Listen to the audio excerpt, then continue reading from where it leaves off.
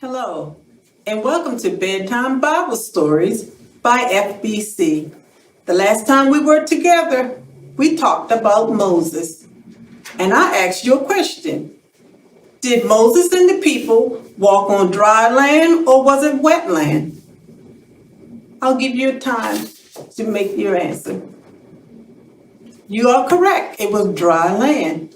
Now, tonight, our new story is Joseph in Egypt. During 7 years of rich harvest in Egypt, Joseph knew a famine would follow. He stored grains in huge garners. Soon people from many lands came to buy grain. Among those was Joseph's brother, who didn't recognize him, but he recognized them. Joseph greeted his brothers. "Where are you from?" he asked. "We come from Canaan." "We are brothers," they replied. "Have you other brothers?" Joseph asked. "We have one brother named Benjamin, who we left back home, and the brother Joseph, who have been lost," they answered. Their last word angered Joseph. "You are spies," shouted Joseph. "One of you must remain here as a hostage, while the others can return home. If you come back with your youngest brother, you will prove you are not spies." So the brothers returned to Canaan, but one brother, Simeon, stayed behind in prison. Back in Canaan, the brothers told Israel, their father, that they must return to Egypt with Benjamin. "I've already lost Joseph. I will not let Benjamin go," Israel cried. But soon all their grains were finished. "Take your brother Benjamin to Egypt. Pay double for the grain, but just bring my little one home," answered Israel. "Let nothing bad befall my youngest son, for that will send me to my grave." In Egypt, Joseph heard that the men from Canaan had returned. So he ordered Simeon to release and had his brothers return to the palace. When the brothers arrived at the palace, they presented Benjamin to Joseph. Joseph looked upon Benjamin and said, "My God, be gracious to you." Soon servants set out meat and bread and wine for all the brothers. But as they ate happily, Joseph spoke to his servant. "Have all their sacks filled with grain," said Joseph.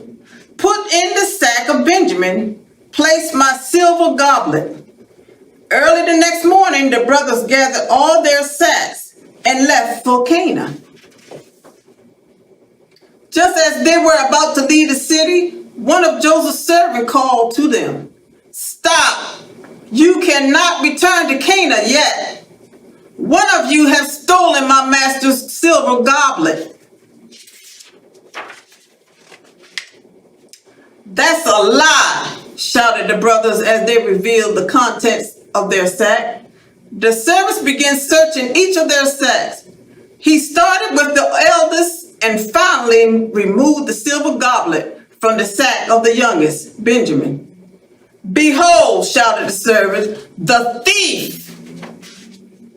The brothers were taken back to the palace, and Joseph ordered that Benjamin be made a slave. "The rest of you may go to Canaan," said Joseph.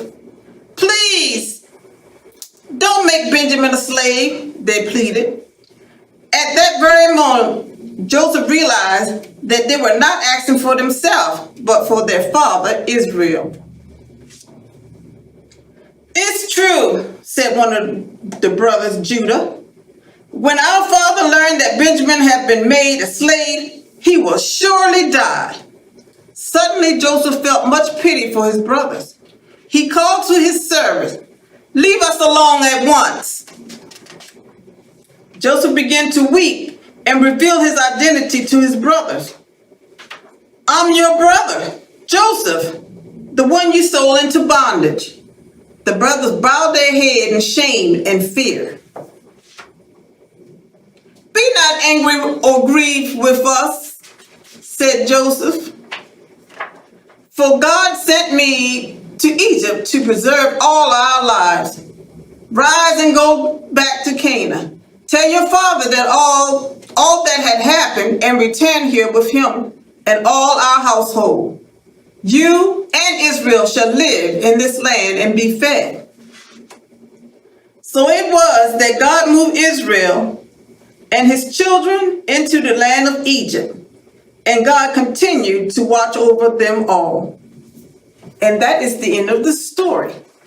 I have a question. Who can tell me, why did Joseph cry when he saw his brothers? Think about your answer, and I'll see you next time. Have a good night.